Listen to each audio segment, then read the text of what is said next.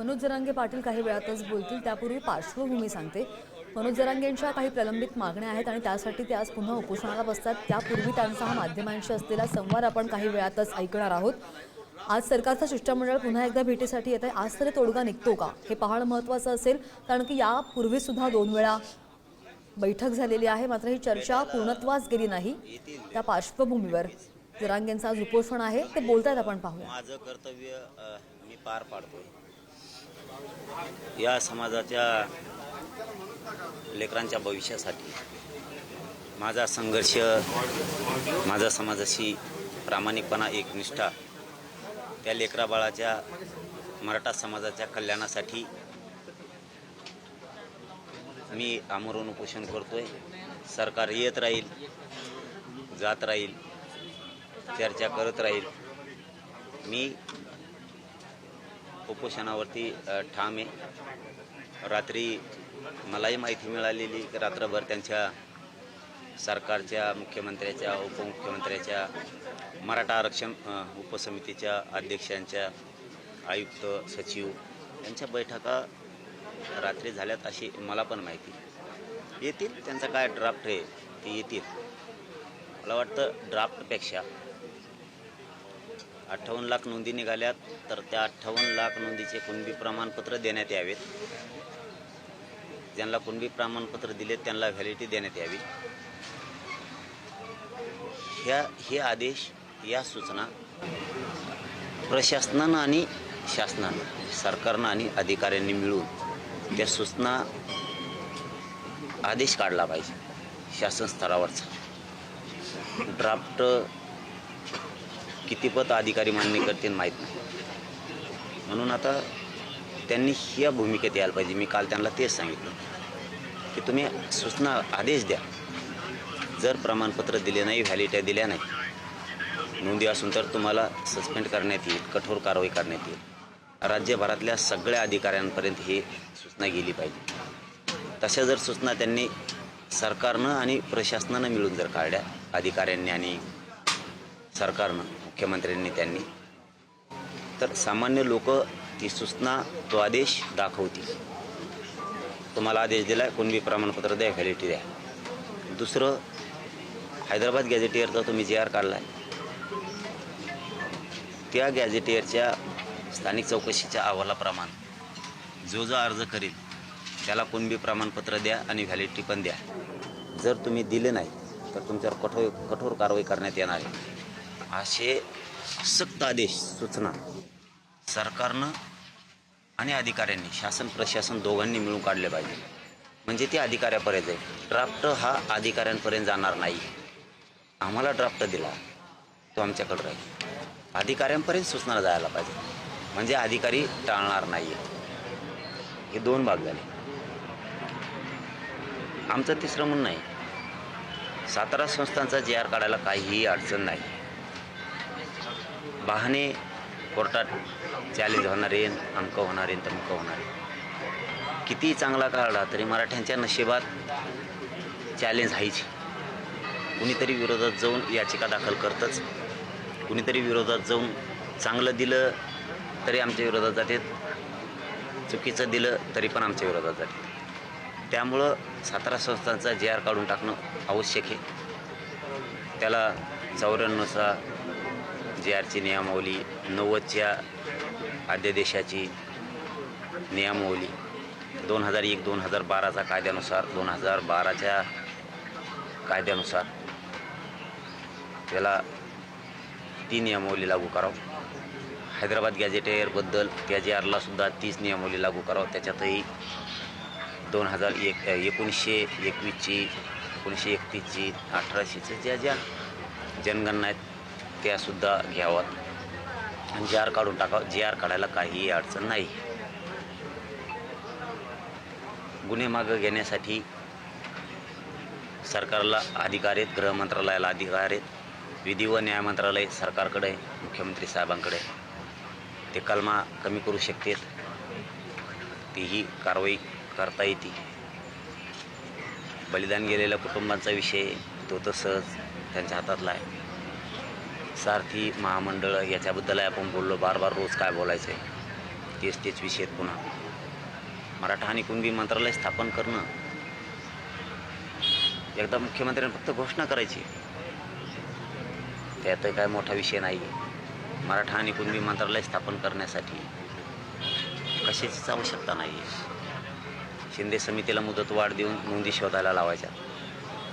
या जवळपास आपण सगळ्या मागण्या सरकारकडे दिलेल्या आहेत. आता मला वाटतं त्यांनी ड्राफ्ट हा आमच्यासाठी राहील, हरकत नाही, ड्राफ्ट दिला तरी आम्ही स्वीकारू. पण सरकार स्तरावर सूचना जाणं लय गरजेचं आहे. प्रत्येक कार्यालयाला अधिकाऱ्यांवर त्या सूचना त्यांनी काढाव्या. काल एक प्रामुख्याने विषय आहे सातारा गॅजेटचा जो विषय आहे. तुम्ही जे म्हणताय सातारा गॅजेट लागू करा, बाकी सगळ्या मागण्यांबाबत ते पण शिष्टमंडळ समाधानकारक विषय. मात्र सातारा गॅजेट जर लागू केला तर कोर्टात चॅलेंज झालं तर हैदराबाद गॅजेटबाबत देखील काही चुकीचा निर्णय येऊ शकतो, अशी सगळी चर्चा आहे किंवा अभ्यासकांचं म्हणणं आहे. तर त्यामुळे हे सगळं सातारा गॅजेट कोणचे अभ्यासक म्हणले? अभ्यासक कोण म्हणलंय का? आशात म्हणलंय का असं म्हणतो मी, आडवं नाही बोलत. अधिकाऱ्यांचं ऑफ द रेकॉर्ड म्हणणं आहे. अधिकाऱ्यांचं मला वाटलं अभ्यासक म्हणले. हा, म्हणजे ते अधिकारी म्हणजे ते अभ्यासक त्यांचे होते, त्यांचं ऑफ द रेकॉर्ड असं म्हणणं आहे. आमचे आपले जे अभ्यासक मराठा समाजाचे जे आर काढायला काही हरकत नाही, फक्त नियमावली व्यवस्थित लावली पाहिजे सरकारने. जे आर काढणारे ते आहेत, अधिकार त्यांच्याकडे.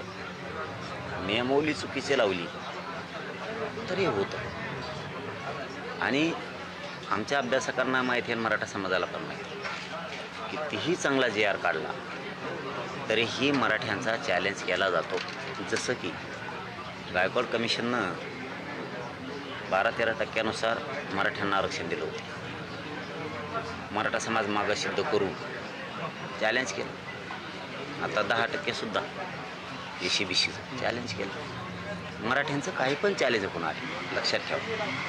तुम्ही आत्ता काढला तरी चॅलेंज होणार आहे, तुम्ही 1 वर्षाने काढला तरी चॅलेंज होणार आहे. कारण मराठ्यावर जळणारे तेवढी संख्या आहे.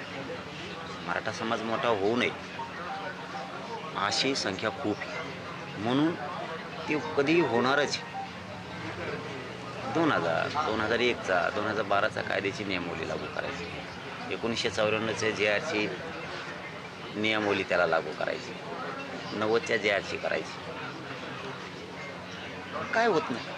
तुम्ही आता उपोषणाला बसणार आहात की ते मंत्री येत आहेत त्यांच्या चर्चेनंतर तो निर्णय घेणार? नाही, उपोषणाला जरी बसलं तरी मंत्री महोदय येणारच आहेत, नाही बसलं तरी पण येणारच आहेत. आम्ही असं म्हणलोत का की आम्ही उपोषणाला बसतो, आम्ही आंतरवालीत तुम्ही यायचं नाही असं म्हणतोय का? उपोषण सुरू झालं तरी त्यांनी यावं. 10ची वेळ तुम्ही पाहणार? मी हटतच नाही, पाळणार म्हणजे मी हटणारच नाही. फक्त सरकारला आणि मुख्यमंत्र्यांना, विशेष करून देवेंद्र फडणवीस साहेबाला सांग, एकदा हल्ला झाला तो बस झाला. पुन्हा त्या प्रयोग करण्याच्या भानगडीत पडू नका. असं तुम्हाला वाटतंय परत होऊ शकतं असं प्रयोग? दुसरं काही करू शकत नाहीत. न्याय देण्याच्या भूमिकेत त्यांनी यावं, त्यांना लागलेले डाग त्यांनी पुसावे. मी आज प्रामाणिक सांगतो, आडवं बोलत नाही, सरकारला पट्ट्यावर घेत नाही, वाईट बोलत नाही.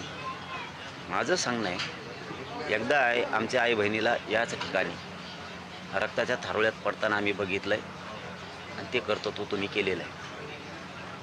डागं पुसायचं शिका मराठ्यांना देऊ. त्यामुळं पुन्हा त्या भानगडीत आता पडू नका की आम्ही हल्ले करू, पोलिसांना लाठीचार्ज करायला लावू. तर ते तुम्हाला राज्यात जड जाईल, ते तुम्हाला राज्यात अति जड जाईल. अति जड म्हणजे पुन्हा आंदोलन तुम्हाला थांबणारच नाही. तुम्हाला जर वाटत असत असं होईल तसं होईल. पुन्हा त्या राज्याची धग आंदोलनाची ती 2-4 महिने सुरू राहील. म्हणून मी देवेंद्र फडणवीस साहेबाला विनंतीपूर्वक सांगतो, संवाद करणे, गोडी गुलाबीनं प्रश्न मार्गी काढायचं, या भानगडीत पडा. तुम्ही लाठीचार्ज करणार, हल्ले करणार आणि गरीब मराठ्यावर अन्याय करणार, मटोळं करणार, ह्या भानगडीत अजिबात पडू नका. राज्यातला कुठलाच कोपरा मोकळा राहणार नाही. इतकं भयान आंदोलन राज्यात मराठी करतील. त्यामुळं तुम्ही हल्ला करायचा नाही. मराठा शांत आहे. मराठा समाजालाही सांगतो मी तुमच्या लेकराबाळाच्या कल्याणासाठी या तळपत्या उन्हात बसणार. जीवाची लाहीलाही झाली तरी मी हटत नाही. फक्त तुम्ही सगळ्यांनी शांत राहा. आंतरवालीकडे येऊ नका. मी लढायला खंबीर आहे. ऊन प्रचंड आहे त्याच्यामुळे येऊ नका. जर आलेच तर लांबून भेटा, लांबून बोला, छत्री आणा, पुन्हा वापस जा, ये जा. तुम्ही मला बघा, मी तुम्हाला बघल. पण आपल्या समाजाच्या लेकराचं कल्याण केल्याशिवाय मी थांबत नाही आहे. मराठा समाजाने घरात बसून आपल्या लेकराला न्याय मिळणार नाही हे मात्र लक्षात ठेवा. तुम्हाला काही अशा काही इनपुट्स आलेत का किंवा तशा काही नोटिसा वगैरे आलेल्या आहेत का की तुम्ही आंदोलन करू नये, लाठीचार्ज करू, किंवा अशा काही माहिती वगैरे आपल्याला मिळाली का ज्या पद्धतीची आपल्या भूमिका मांडताय आपण? आपली 3 वर्षापूर्वीचीच आपली परवानग्या अमकं तमकं आहे स्थगित केलेलं आंदोलन आपण 3 वर्षापासून करतो. त्यामुळं नोटिसा असं काय नाही आहे. मी फक्त अनुभव सांगितला. मी फडणवीस साहेब तसं करतील. पण मला दुसरी पण शंका आहे की आता फडणवीस साहेब नाही करणार. कारण त्यांना एकदा एक हल्ला केल्यामुळं त्यांना पण कळालेलं आहे किती मोठा डॅमेज बसतो. त्याच्यामुळं पुन्हा पुन्हा ते मराठ्यावर हल्ला करतील असं मलाही वाटत नाही. पण तरीही मी बोलून दाखवलं. अधिकाऱ्यामार्फत तुम्ही एखादं पाऊल उचलताल तर ते तुमच्या अंगलोटी, अख्ख्या सरकारच्या अंगलोटी होईल. अख्ख्या एका दुकट्याच्या नाही तर अख्ख्या सरकारच्या अंगलोटी. आणखी एक प्रश्न असा उपस्थित होतोय. विखे पाटील येत आहे पण शिवसेनेचे कोणताच नेता इथे येताना दिसत नाहीये सत्ताधारी. आता मी चाललो की तुम्ही चला काय? निश्चित झाला असं नाही.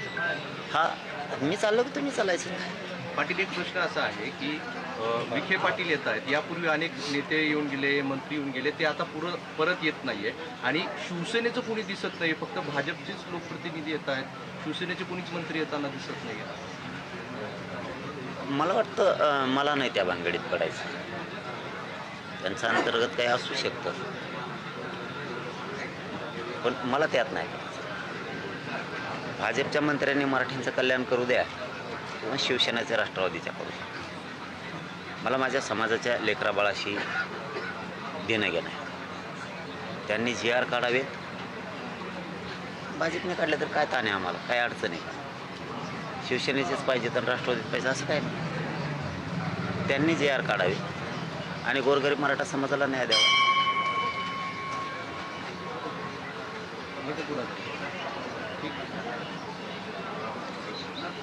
इथं जमलेल्या सगळ्या पोरांनी सुद्धा वापस जा. ऊन लई आहे. कुणीही थांबू नका. डॉक्टरांनी काही सल्ला दिला आहे तुम्हाला? कारण ऊन प्रचंड आहे, तुमची आधीच तब्येत सगळी खराब आहे आणि असं उपोषण करणं. डॉक्टर तर म्हणणारच पण आपण उन्हाचा विचार केला तर आमच्या पोरांच्या मराठ्यांच्या करोडो लेकरा बाळांचं उन्हाळाच केला ना. आपण कोणत्या उन्हाचा विचार करतो? आपण ह्याच पिढीनं लढलं तर पुढची पिढी सुखी समाधानी होणार.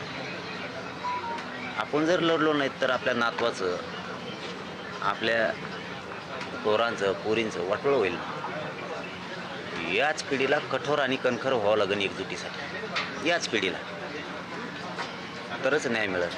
आपण जर ऊन, मुसळधार पाऊस म्हणून जर घरात झोपलो, आपल्या डोळ्यानं आपल्या पोरांचं वाटोळं झालेलं बघणार आहेत आपण शिक्षण वाचून नोकऱ्या वाचून. त्यामुळे आपण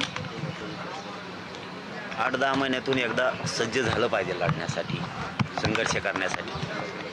प्रत्येक वेळेस घरात बसूनच न्याय मिळतो असं नाही आणि मराठ्यांना सहजासहजी काही मिळत नाही, लढावंच लागतं. ओके, चलो, धन्यवाद. दादा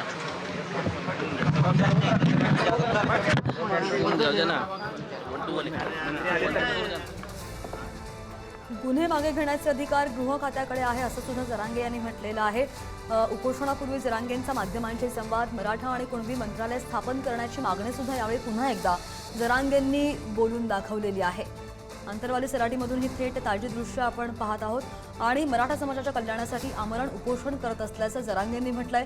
काल रात्री सरकारची मी केलेल्या मागण्यांसंदर्भात बैठक झाल्याचं कळलं असंही जरांगे म्हणतात. नोंदी असूनही प्रमाणपत्र दिले नाही तर कारवाई होईल अशा सूचना सरकारनं द्याव्या अशी मागणी त्यांनी केली आहे. सर्व शासकीय अधिकाऱ्यांना सक्त सूचना द्याव्यात असंही जरांगेंनी म्हटलंय. मराठा समाजाच्या कल्याणासाठी आमरण उपोषण करतोय. मराठा समाजाचं भलं केल्याशिवाय मागे हटणार नसल्याचंही मनोज जरांगे पाटील म्हणाले. मराठ्यांवर पुन्हा हल्ला होईल असं वाटत नाही असाही विश्वास त्यांनी व्यक्त केलाय.